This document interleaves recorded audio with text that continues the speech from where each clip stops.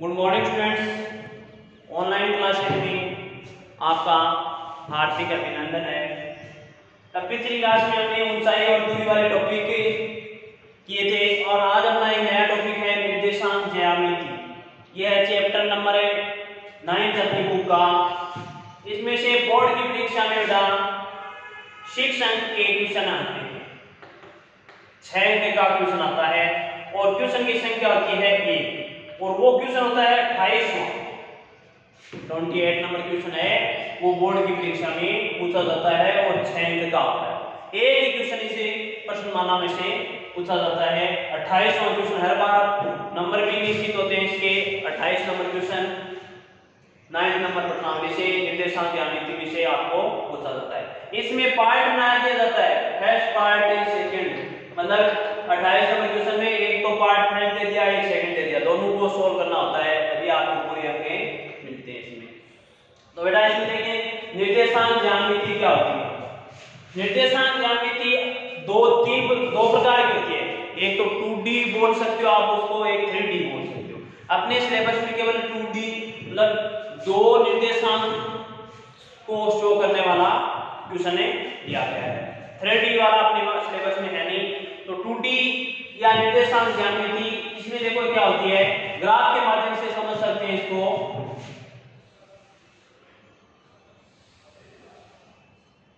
इसको बोलते हैं बेटा हमेशा x x और ये होता है आपका हमेशा y x। इसको बोल सकते हैं x डेश x से या फिर माइनस x से x भी बोल सकते हैं। इसको बोल सकते हैं y डेश से x। यहां पर जो बिंदु होता है मतलब यहां पर O होता है, तो इसमें देखो x O x dash y O y dash जिस बिंदु पर मिलते हैं, किसी समतल के जिस बिंदु पर मिलते हैं वह बिंदु उस समतल का निर्देशांक कहलाता है और उस निर्देशांक बिंदु को हमेशा क्या कहते हैं बेटा, मूल बिंदु कहते हैं। मतलब x O x रेखा और y O y रेखा जिस बिंदु पर मिलती हैं उसे या प्रतिच्छेद करती है उसे निर्देशांक कहते हैं और इस समतल की पूरी जो आकृति बनती है उसे निर्देशांक ज्यामिति कहते हैं। अब यहाँ पर O आ गया, ये O क्या कहलाता है, O कहलाता है मूल बिंदु। क्या कहलाता है, मूल बिंदु या मूल निर्देशांक। क्या कहते हैं इसको, मूल निर्देशांक। निर्देशांक को हमेशा ध्यान में रखना, आपको छोटे कोष्ठक के अंदर शो करना है। पहला निर्देशांक हमेशा बेटा x x का है, x x। दूसरा y x का, जैसे मैं एक मान लिख दिया 1 और 3, तो अब ये 1 तो है x का ऊपर और 3 कहां पर है, y पर। अब इसको और समझेंगे, देखो इस तरफ के मान सभी इसको बोलते हैं। अब ये समतल 4 भागों में बट गया। कितने भागों में बट गया, 4 भागों में। ये पूरा समतल था, उसको x O x डेश और y O y डेश के द्वारा 4 बराबर समतल भागों में बांट दिया गया है। अब ये अलग अलग चतुर्थांश स्थित हो गए, इसको बोलते हैं फर्स्ट चतुर्थांश, प्रथम चतुर्थांश, प्रथम चतुर्थांश। ये होता है आपका द्वितीय चतुर्थांश। ये बातें आनी जरूरी है, अन्यथा ये प्रश्न आपसे नहीं हो पाएगी। ध्यान रखना, क्वेश्चन बहुत सरल आता है इसका, थोड़ा सा इसको ध्यान से समझ लो। ये होता है आपका थर्ड चतुर्थांश, थर्ड चतुर्थांश, और ये लास्ट वाला है फोर्थ चतुर्थांश, फोर्थ चतुर्थांश। O पर हमेशा किसी बिंदु पर बनने वाला कुल कोण कितने डिग्री का होता है, 360 डिग्री का। अब ये हमेशा इस प्रकार से आकृति घूमती है, तो टोटल कोण 360 डिग्री का मिलेगा यहाँ पर। चतुर्थांश में x का मान और y का मान दोनों का ही मान क्या होता था? प्लस से प्लस। दूसरा होता है इसमें देखो ये x वाली लाइन तो इधर आ गई, इसको मैंने क्या बोला था? माइनस x भी बोल सकते हो या x डेश x भी बोल सकते हो। x का मान माइनस y का प्लस, और इसमें दोनों ही मान है माइनस के अंदर, ये अपने पास आएगा। इसमें देखो x वाली रेखा क्या है? प्लस की, y वाली क्या है? माइनस की। तो x का मान पहले लिखा जाता है प्लस और माइनस, ये लिखा जाता है। तो प्रथम चतुर्थांश में कोई भी निर्देशांक होते हैं वो दोनों क्या होते हैं? प्लस प्लस के। द्वितीय में x का माइनस का होता है, y का प्लस का होता है। तृतीय में x का और y का दोनों का माइनस का होता है, और चतुर्थ में x का प्लस है, y का माइनस।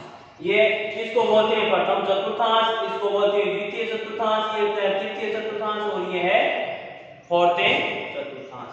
अब यहाँ पर अपने पास इसमें एक नाम और आएगा, एक तो आपके आ जाता है मूल बिंदु, मूल बिंदु। एक आता है समकोणीय, आयतीय समकोणिक अक्ष या आयतीय निर्देशांक।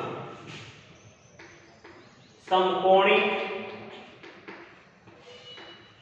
x या फिर इसका एक नाम और है आयतीय निर्देशांक। समकोणिक का मतलब है इस बिंदु पर एक टोटल कोण 360 का था, 360, और कितने चतुर्थांश में बांट दिया इसको? फर्स्ट, सेकंड, थर्ड, फोर्थ, मतलब 4 भागों में बांट दिया। तो कितना आ गया? 90 डिग्री। 90 डिग्री वाले कोण हम देखो प्रत्येक में यहाँ पर 90, यहाँ पर 90, यहाँ पर 90, यहाँ पर 90, प्रत्येक में 90 डिग्री का कोण बन रहा है, तो उसको क्या बोलते हैं? समकोणिक x। अब यहाँ पर क्या है? आयतीय निर्देशांक। अब जब आप कोई आकृति बनाओगे किसी निर्देशांक या किसी चतुर्थांश में, तब आपकी आकृति किस प्रकार की? इस तरफ x के मान आएंगे, इस तरफ y के मान आएंगे, और इनको आपस में मिलाएंगे तो एक आकृति किसकी बनेगी?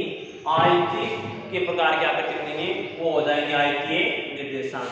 से वर्गीय निर्देशांक भी कह सकते हैं, आयतीय निर्देशांक भी कह सकते हैं। मूल बिंदु हमेशा क्या होता है? x और x डैश, y और y डैश, जिस बिंदु पर प्रतिच्छेद करते हैं उस बिंदु को क्या कहते हैं? मूल बिंदु कहते हैं। और मूल बिंदु के निर्देशांक ध्यान रखना है, कई बार परीक्षा में सीधा क्वेश्चन क्या देता है? मूल बिंदु के निर्देशांक के बताइए। तो मूल बिंदु के निर्देशांक का हमेशा ध्यान रखो, मूल बिंदु के निर्देशांक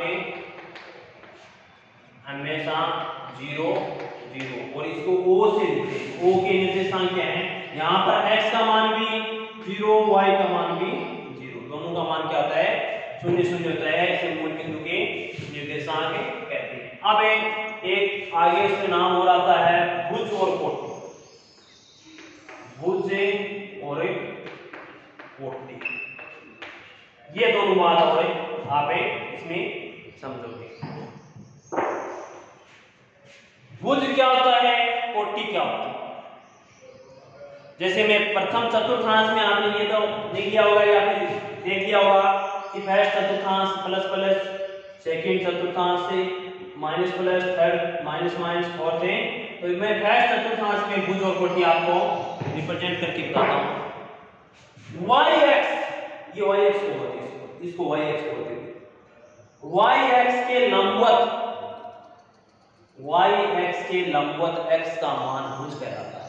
ये y(x) देखा ये, और इसके लंबवत, अब लंबवत करने के मतलब 90 डिग्री का कोण बनाना है। तो इस प्रकार से जो यहां से यहां तक है x के मान, वो क्या कहलाते हैं? भुज कहलाते हैं। तो भुज की परिभाषा क्या आ गई? y(x) के लंबवत x के मान भुज कहलाता है, भुज कहलाता है। ठीक है। दूसरा, या फिर y(x) से लंबवत दूरी, y(x) से x की लंबवत दूरी भुज कहलाता है। और भी अपनी लैंग्वेज में परिभाषा इसकी बना सकते हैं। वाई एक्स से एक्स की दूरी भुज कहलाता है। दूसरा 40 में इसके विपरीत हो जाएगा। एक्स एक्स से के लंबवत एक्स एक्स के लंबवत वाई के मान 40 कहलाते हैं। 40 कहलाते हैं। एक्स एक्स के लंबवत वाई के मान 40 कहलाते हैं। वाई एक्स के लंबवत एक्स के मान भुजें कहलाते हैं।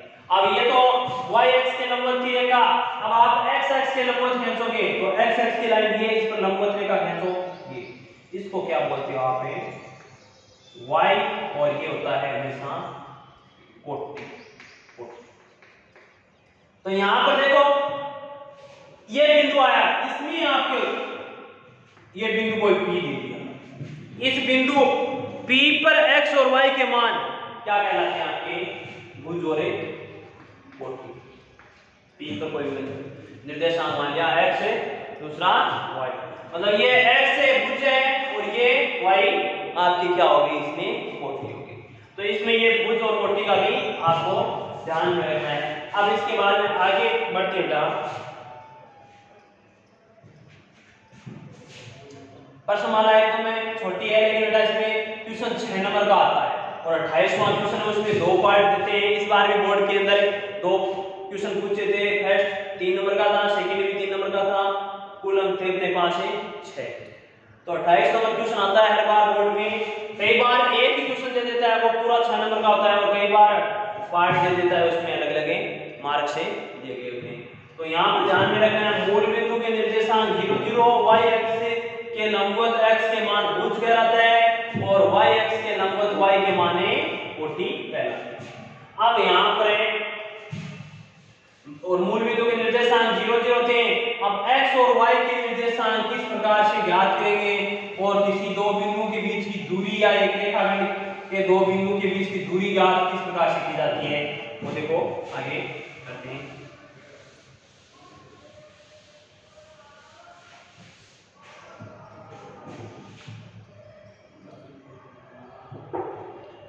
दो बिंदुओं के बीच दूरी सूत्र, टॉपिक इंपॉर्टेंट है, यहां से क्वेश्चन बनते हैं अपने वहां से। दो बिंदुओं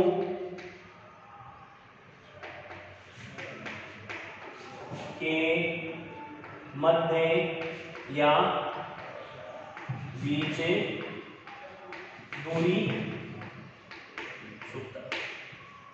कोई भी दो बिंदु मान लेते, जैसे ये कोई रेखा है P और Q, इनके बीच की दूरी निकालनी, दूरी सूत्र। इसके अब निर्देशांक ज्यामिति बन रहे हैं, तो आप ऐसा नहीं यहाँ पर 5 लिख दिया, यहाँ पर 2 लिख दिया, अगर बीच की दूरी निकालनी। हमेशा निर्देशांक ज्यामिति बेटा हमेशा ध्यान रखना क्या होते हैं, दो निर्देशांक होते हैं x y। अब यहाँ पर वापिस x और y थोड़ा लिखेंगे, तो इसको x1 कर दो, इसको y1, और ये x2 y, ठीक है। दो बिंदुओं के मध्य दूरी सूत्र, मध्य दूरी सूत्र। अब दूरी सूत्र PQ की दूरी, P से Q दूरी निकालें। PQ की दूरी बराबर होगी x2 माइनस x1 का whole square plus y2 minus y1 का होल स्क्वायर। P से Q की दूरी। अब यहां पर बेटा इसको और भी लिख सकते हो आप अपनी भाषा के अंदर है। x x वाले को मैंने देखो क्या बताया था, x x कहां पर आती है? इसमें आती है कोई भी दो बिंदु, जैसे बिंदु P ये आ गया और Q बिंदु आ गया, इनके बीच की दूरी निकालनी है। तो इस तरफ से मान आएगा, इस तरफ से मान आएगा, उसको क्या बोलते हैं? भुज। और इस तरफ से इस P का मान y वाला और इस तरफ से Q का मान y वाला, उसको क्या बोलते हैं? 40। तो यहाँ पर यही तो लिखा मैंने, भुजों का अंतर, भुजों का अंतर का स्क्वायर। तो यहाँ पे ये भी लिख सकते हो भुजों के अंतर का स्क्वायर प्लस कोटि के अंतर का स्क्वायर, या फिर x2 माइनस x1 का whole square plus y2 minus y1 का होल स्क्वायर, या भुजों के अंतर का स्क्वायर प्लस कोटि के अंतर का मतलब माइनस का माइनस इसमें जोड़। तो ये आपके पास इंपॉर्टेंट सूत्र है इस प्रश्न समाधान की दृष्टि से। देखो बहुत ही इंपॉर्टेंट है प्रश्न, इसमें से एक क्वेश्चन निश्चित आता है दूरी सूत्र का। अब वो दूरी सूत्र का इस पूरी जहां पर भी आपको दूरी पूछे, दो बिंदु के मध्य की दूरी पूछे, बीच की दूरी सूत्र है, तो हमेशा दूरी सूत्र ये दिखाना है। दूरी सूत्र निर्देशांक अलग होते हैं, दूरी सूत्र अलग होता है। नेक्स्ट देखो,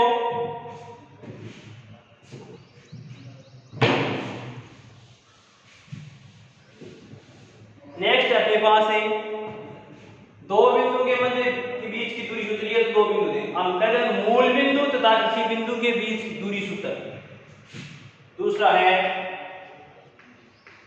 मूल बिंदु तथा किसी बिंदु के मध्य दूरी सूत्र। जैसे ये कोई रेखाखंड यहाँ पर P है और ये आपका मूल बिंदु, हमेशा मूल बिंदु को से लिखते हैं, इसके निर्देशांक दिए गए नहीं, जो ध्यान में रखें। P के निर्देशांक मान लो x है और y। अब इनमें दूरी ज्ञात करिए। अब की बार P से O है तो यहाँ पर दूरी सूत्र लिखोगे PO बराबर x2 माइनस x1। इसमें से कोई सा तो x1 है, कोई सा y1 है, कोई सा x2 है, y2 है। तो इसमें आप ये कर सकते हो x2 मतलब 0 को मानना x2, तो 0 माइनस x का होल स्क्वायर, 0 माइनस सूत्र तो ये लिखा ना आपको, प्लस 0 माइनस y का क्या है, P से O की दूरी क्या आ गई आपकी।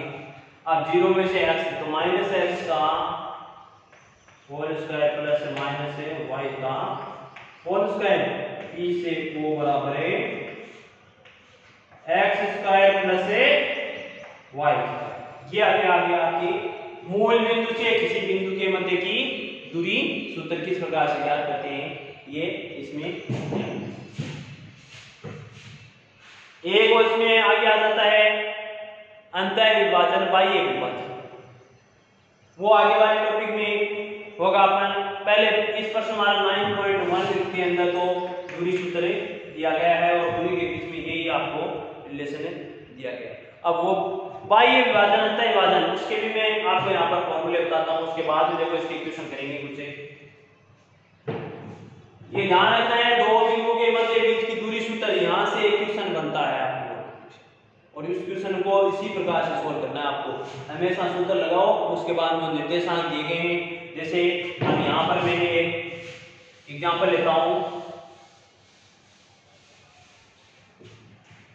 बिंदु P 3 माइनस 5 तथा Q 2 4 के मध्य दूरी ज्ञात करो, मध्य दूरी ज्ञात करो। PQ है तो P से Q दूरी सूत्र अपने पास है क्या, √x2 माइनस x1 का whole square plus y2 minus y1 का होल स्क्वायर। अब यहाँ पर बेटा देखो, अब कौन सा x1 मानोगे, y1 मानोगे, कौन सा x2 y2 मानोगे, तो पहले जो मान होते हैं उसको x1 y1, हमेशा x1 के साथ y1 ही आएगा, ऐसा नहीं x1 x2 लिख दिया, x2 y2, ठीक है। और यहां पर देखो भाई x1 का मान 3 है, x2 का मान 2 है, तो आप देखो PQ के बीच की दूरी सूत्र निकालो किस प्रकार है, P से Q बराबर x2 का मान 2 माइनस माइनस यहां वाला, ये प्लस का 3 है तो माइनस का 3 ही रहेगा का होल स्क्वायर प्लस y2 का मान 4। अब यहां पर माइनस है तो पहले ये माइनस हो गया, अब वापस y1 का मान माइनस का 5 है तो यहाँ पर मैं माइनस का 5 लूंगा, माइनस माइनस गुणा होगा तो क्या हो जाएगा प्लस होल स्क्वायर।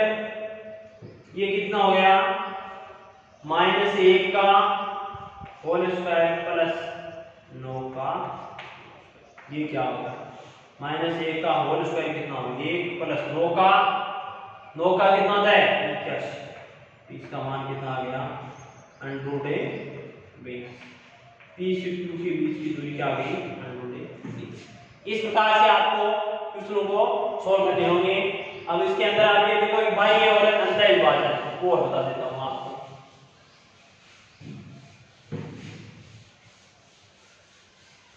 दूरी सूत्र देखो बना इस प्रकार से था, ये अपने x एक्स निर्देशांक था, ये था y एक्स से निर्देशांक, ये मूल बिंदु था आपका, इसके निर्देशांक थे 0 0। अब यहां पर है x dash x y dash से x, इस रेखा पर x के मान है प्लस की सभी, तो यहां से 0 गई 1 2 3 4 5, इस रेखा पर 0 से o बिंदु है ना, o से ऊपर की तरफ प्लस का 1 प्लस का 2 प्लस का 3 प्लस का 4 प्लस का 5। यहां पर देखो o से इस तरफ x डैश की तरफ, ये मान x के मान माइनस के, इसमें o से y डैश की तरफ माइनस के,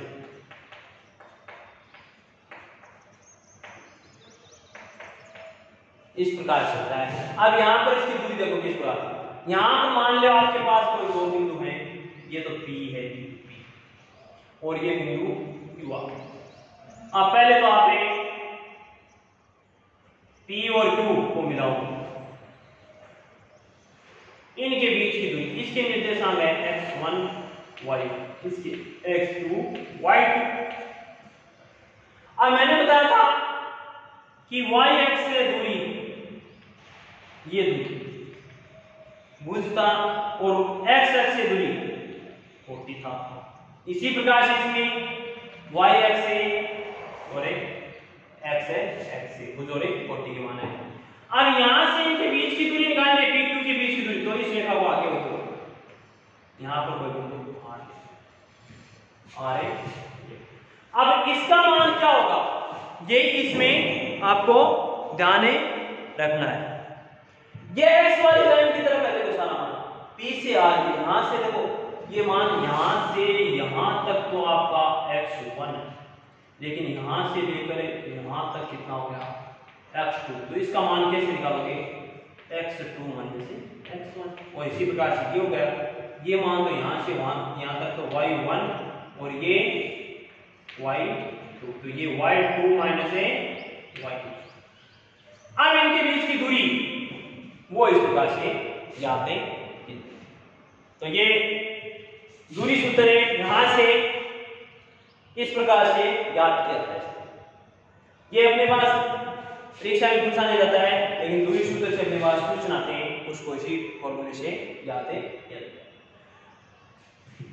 नेक्स्ट अंतः विभाजन और बाह्य, किसी रेखा खंड का अंतः विभाजन और बाह्य। एक था अपने पास अंतः विभाजन, अंतः विभाजन, दूसरा है बाह्य विभाजन। अंतः विभाजन का फॉर्मूला होगा x m1 x2 plus m2 x1 बट्टे m1 plus m2, m1 y2 plus m2 y1 बट्टे m1 प्लस m, और बाह्य विभाजन में माइनस का ये जाना m1 x2 minus m2 x1 बट्टे m1 plus m1 minus m2 और m1 y2 minus m1 m2 y1 बट्टे m1 माइनस m। चिन्ह चेंज होगा केवल बाह्य विभाजन और अंतर विभाजन, ये ध्यान रखना है क्लास में।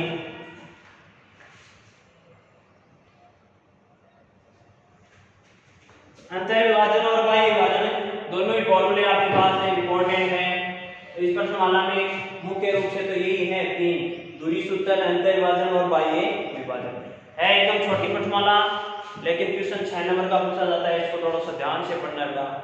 बाकी नेक्स्ट क्लास में मैं इसके क्वेश्चन कराऊंगा। Thank you.